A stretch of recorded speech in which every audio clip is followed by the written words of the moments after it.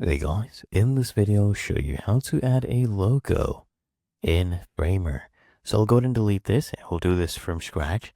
Now all you need to do is open up your file explorer and look for the image. Okay, your logo, and just go ahead and click on it and then drag and drop it to your page here on Framer. Okay, so as you can see, the image has been uploaded. And then all I need to do is go ahead and resize this.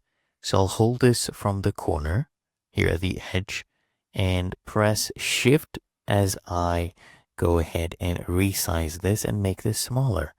Okay, so I'm holding Shift to maintain the aspect ratio. As you can see, the width and height are remaining the same. Of course, you can go ahead and set it as per your wish as well. From this section, you can easily resize it. Okay, you can choose what you want. Just make sure they're fixed.